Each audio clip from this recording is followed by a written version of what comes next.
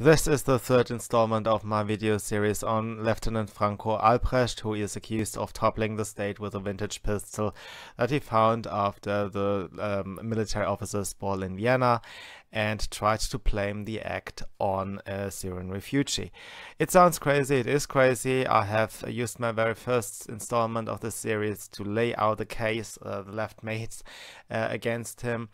The second installment was used to present the entire evidence they gave for their accusations, and this instance will be about how the thought crimes they have assembled play out, what he has said that may be dumb, and what actually reflects well on him. There are two sides to it. Everybody says stupid things. He did so, so I can already say that before I start. For example, in his notes that I presented already in my last video, that the police have secured, he is suggesting to bomb the Rothschild Stone in Frankfurt and also to free Holocaust denier Ursula Haverbeck. This suggests that he may have had a at least temporary anti-Semitism phase. Okay, it's not clear if he still has such a problem, or if that is even a reflection of anti-Semitism at all. And I'm not over-interpreting these notes. I'm just saying there is a possibility that he is saying and thinking stupid things, but also I must say that all adult people have said and thought stupid things. That's the most natural thing in the world.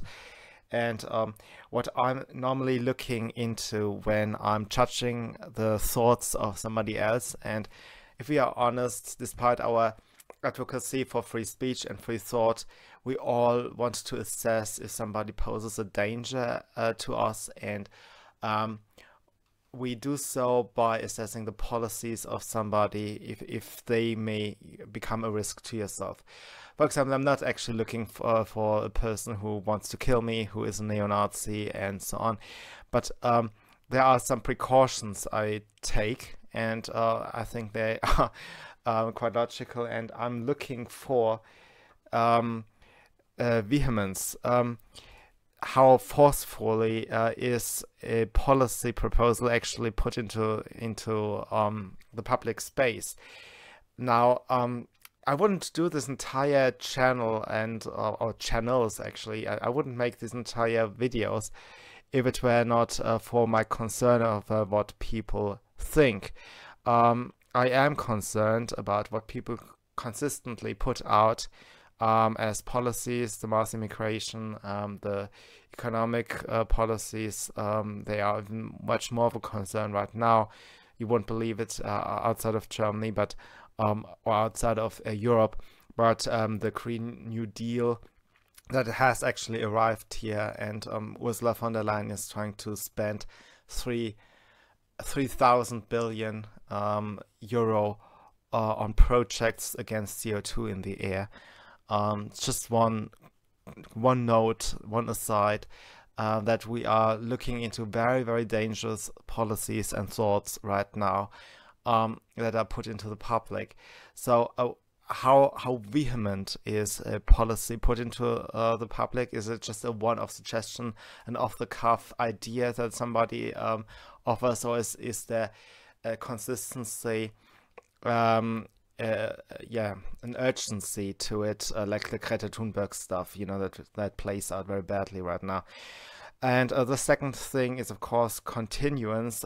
If the person is advocating for it, does he still do it today? People change their minds. That is perfectly okay. I'm very happy actually about the generation identity, because they collect former neo-Nazis and try to talk them out of stupid ideas. They tell people they do not have to go from one cult to the next. They can actually just drop the anti-Semitism, the racism, and so on, and keep some skepticism for communist ideologies, right? So I'm looking for vehemence and continuance, and after that I still have to judge whether the policy that are consistently and continuously put out are bad for me, because, you know, sometimes there are policies that make sense to you, you want them to be advocated for, and you're happy for every person who is still advocating for it. So these three things must come together. Outside of that, I believe everybody should be free to think what the heck he or she wants. I dive into this story by describing his room in the military base of Illkirch near Strasbourg, how it was described by Spiegel, the magazine Spiegel. It says there was a gun case for a Heckler & Koch G36 with a swastika scratched into it. I must say that all evidence from the media is to be taken with a grain of salt. I do believe that there were some scratches on his gun case. That was, by the way, the gun that he probably stored, or that he handed to Matthias F., his youth friend. If you watch my previous video, that was not the one they found on the first raid at his properties. But he gave a gun to his youth friend before Easter, and that seemed to be the gun case for that very specific weapon. Now, a swastika scratching can be found almost everywhere, on toilet walls and so on. Not everybody who scratches some random shit is already a neo-Nazi. If that were the case, we all would be tortured and killed. So, you know, sometimes these things simply result from jokes, from boredom, and so on. I do not want to make too much fuss over some scratches. Then they found a poster of a Wehrmacht soldier, also according to Spiegel. This is described in a second article of the same magazine as a lead chalkography. That means a Bleistich. There are there are a couple scratches, Kupferstiche, that make some sense to me. Maybe it's the same thing from lead. I don't know. I did not know that it exists. I did not actually find something like this on the internet. But apparently there is such a thing, and I don't know. Maybe they just got the material wrong. It doesn't really matter. So there is an image of a soldier. Now, what is the problem is this soldier, and he is collecting vintage stuff, obviously. This soldier was described by DPA, by Spiegel, and by the newspaper Tagesspiegel as a Lanze image, or a Lanze picture. Now, Lanze is not the German word for a soldier or for an infantryman in modern day German. When Germans hear Lanze, they think of a specific neo-Nazi band. According to Wikipedia, Lanze was a German neo-Nazi rock band. It is an old-fashioned German colloquialism for a low-ranking soldier. So instead of saying, okay, that is just a low-ranking soldier, DPA, Tagesspiegel, and Spiegel called this image a Lanze picture, as if that was the neo-Nazi rock band. That's how misleading their presentation is. And maybe the scratches on that gun case are just scratches that could be interpreted as the swastika, you know. Then they also spoke of a historical weapon on the wall, which dates back to the World War II era. Not a problem for me, because he is collecting vintage stuff. If that were a shoemaker, or if that were a fashion designer, or if he had some profession that has nothing to do with military and with guns, I would be very suspicious if somebody suddenly collects weapons from the Wehrmacht. But if you are in a certain profession and you like vintage stuff, then it is natural that you collect these various things. And then they found an ammunition belt. both the weapon on the wall, the historical weapon on the wall, and the ammunition are actually copies. They are not the real vintage thing. They are copies. The following pieces were mentioned in the court statement of the Bundesgerichtshof, our highest non-constitutional court, when they reopened his case. So this is not what they found in his room during the first raid. I do not know where they got the information from. It was just mentioned in that statement of the court, and apparently Franco Albrecht also owned a copy of Hitler's book Mein Kampf and multiple neo-Nazi music CDs. I'm not a fan of neo-Nazi music CDs, so that is a minus. I'm also not trying to whitewash Franco Albrecht. I have no idea if that is a sign of a hard neo-Nazi ideology necessarily. I think, you know, this kind of music, that's hard rock, that's this fry scream stuff. You hardly hear anything to begin with, you know. If anybody is listening to you may also buy that same CD, or I do not even think that you have to buy them. It's just, you know, free copies of some crap. I'm not a fan of this hard rock stuff anyway. So there is this there are these music CDs, and also, of course, then Mein Kampf, and people make a lot of fuss over the possession of Mein Kampf. I have to say, I have also read Mein Kampf when I was a teenager, and it didn't hurt me. I'm just now a Nazi, you know. Main source for the Thought Crime Hunters is his master thesis that he wrote for the École Spéciale Militaire de Saint-Cyr, and it was reported by French General Mr. Antoine Vindec to the German authorities on the 8th of January 2014. Now that is a very early date. He had already completed the thesis, the writing, then in 2013, and I'm mentioning this because he obviously stumbled across stuff that we see now, and had a lot of people giving inputs from all different places that we understand better now than he could have at that time.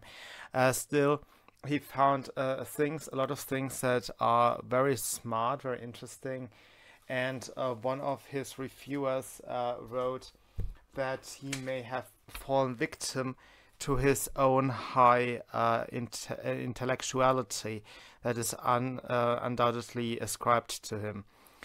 That's an interesting finding, and still, of course, he could not graduate with that thesis because he stumbled across something big, and he had only 3 months time to compile a 140 pages. That's more than twice the size of the doctoral thesis of our EU Commission President Ursula von der Leyen. He had 3 months for 140 pages, stumbled across something big, and so he made a hell load of mistakes.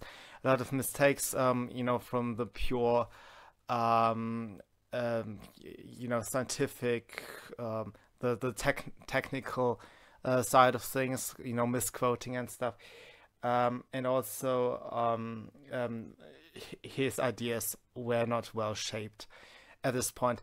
But it is surprising that in 2013, before ISIS was formed, before the Brexit, before the mass immigration, before Charlie Hebdo and so on, that he saw the things that he saw. And my source is actually the index of it that had been uploaded by, or a part of it had been uploaded by the newspaper Welt. Unfortunately, they did not describe what it says. Instead, the entire article was about a review of his master thesis. Despite all their stuff and money and resources, they could not read that 140 pages document, and instead only read a review of the paper. The only reference is on page 102 of his original paper, in which he speaks of a genocide of the peoples of Western Europe, and uses and describes the term auto-genocide. That's all they can reference. However, they also say something about his style, which is a tell-all about the overall quality in that rush. You know, he came across big things, stumbled, and then had poor quotes that start with, "We know, we have learned, and it is to say that." You know, you do not do that in a scientific paper. It's completely ludicrous. But that's the closest I can come to actually gauge his thoughts. Welt has the full document, doesn't publish it, just had a photo of the table of indices on the article, and that's what I'm working with. Another stupid point is where he comes to the diaspora groups. This is also the point where he also displays how intelligent he actually is, despite the stupidity involved in it, because he saw something that many of us learned later. Okay, there are dubious diaspora groups. There's the Islamic the Council of American Islamic Affairs Relationships, sorry, the CARE. There is the ADL that is censoring YouTube. There is this Southern Poverty Law Center, that's a Jewish group. Dubious groups, you know, for every dubious Jewish group, there's a group that's fighting immigration, but that's another issue. And he had come up with 2 examples. And while you can agree that you know, there's some truth in it, and there's also some falsehood in it with the Jewish groups, he had as a second example Armenian groups, and this is where you notice, okay, this was still that he did not understand what is going on, because I've never heard Americans complain about Armenian groups exploiting America. This is something he thought he came across. He coupled together a thesis in a very short time, and you know, outside of the ADL and in the Jewish World Congress, and there are these questionable groups that do exist, and they do exist for a lot of ethnic groups. I also see that. So that's a smart part that he saw. Okay, there are ethnic lobby groups that claim to represent ethnicities whom they actually do not represent. And many of them are pushing for open borders. That's a fact. That's just true. But you know, the Armenian society, I've never heard of any issues with the Armenian society. I don't know what that is. And that is part of his first chapter. I will read out the table of content for you. So the chapter is titled with the subversion is exemplified in 3 areas. 1.1 is diaspora groups and lobbies. 1.2 is the legal foundation for subversion, the human rights and the Charter of the United Nations. 1.3 is the strategy of the United States and the Pentagon's new map by Thomas P.M. Barnett. And 1.4 is the media. I will discuss Thomas P.M. Barnett in my last video, which will touch a lot of cultural and ideological surroundings that led to the imprisonment of Franco Albrecht, and that has something to do with this entire story lining out here. It is a quite interesting story because it tells you something about globalism. He found out something about who is pushing that from inside the US military, and what circumstances in the post-Cold World War climate lead to that kind of behavior, that globalism, what we now refer to as globalism, this left-wing for all nations idea. Okay, the second chapter will be about subversion on the social-cultural level. 2.1 is titled On Migration. 2.2 is genocide, auto-genocide. 2.3 is the future family. And 2.4 is the decline of cultures. I find it prescient that he thought of family politics and the decline of cultures in that context of migration back then already. Again, a lot of people talked since, and some of the traces of what we now come to understand have been around for a while. But it is quite interesting for an early twin to have discovered a lot of things and their connections. And despite all the bad stuff in it, and he probably made a lot of mistakes, I just applaud him for seeing what he saw already at that time. In the third chapter, Franco Albrecht explains the subversion on the mental level, as he calls it, and of the level of religion, or the religious beliefs level. If you are reading Michelle Morkin's book, The Open Borders Inc., you will find that the Lutheran group is also very active in America. So that's another the diaspora group, the Germans, that are also exploiting the United States. The Lutherans are quite active in trying to get people moving their homes to Western nations. And so he's describing religion. That's the point 3.3 in his master thesis. 3.1 is the taboos that stop us from thinking, and the point 3.2 is about conspiracy theories. I guess I can tell already what he probably had in mind, because it's a very common talking point here in Germany, and that is and probably also in America, because Hillary Clinton was just overusing that word, conspiracy theory. Conspiracies do exist, obviously. When we are wary of conspiracy theories, what we actually mean is far-fetched nonsense. Okay, we don't like implausible shit. So what you go for is plausibility, and if people dismiss something that is plausible as a conspiracy theory, you get really annoyed and pissed and stuff. So this is probably what this chapter is about. We all see it now because Hillary Clinton, but in that year, that was quite an astonishing finding. I would say it reflects on how smart he is. This entire video was about going into what the left levels against him in terms of his thought crimes.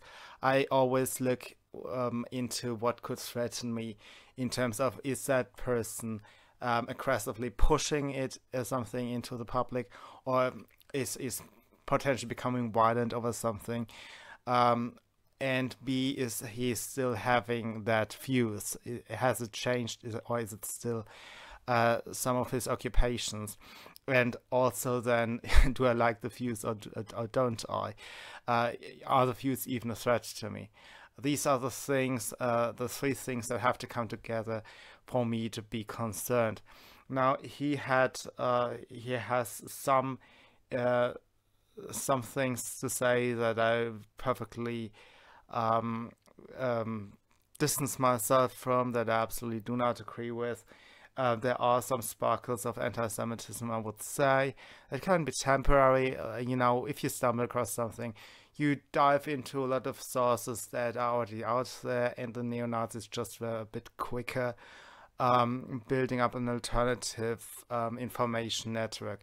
So it's more likely that in that early stages in 2013, one could have stumbled across dubious sources that one would not correctly identify, and then go into some passing anti-Semitism for some time.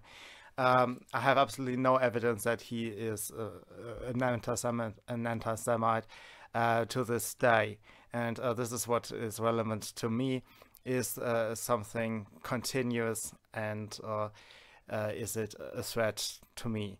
Now, this is not all. He is married, or has founded a family with Sophia Tischer, and she displays some worrying ideology. She has become a member of the Communist Party SED, that now goes under the name Linke. I mean, this is a party that actually locked away people for saying something they did not want to hear. That's a party that actually killed people who just wanted to go away. He is married to somebody who joined that party on the 14th of February 2011, shortly after his arrest. He has turned up at various of their meetings, and she had even appeared with pictures in a campaign brochure of that party. So I can't really look into other people's minds. Maybe he is a communist. Maybe he has some anti-Semitism problem. I don't know, but I also don't think that he poses a threat to me because of my 3-item criteria. Next video will be about his contacts, you know, not just Sophia Tischer, but other people he had talked to, he mingled with, that are, you know, put out by the left as an accusation against him. I do not only support freedom of thought, but also freedom of association. It is essential to our republic. People must be able to mingle, to form ideas, to speak with one another, and to form groups that can become politically active.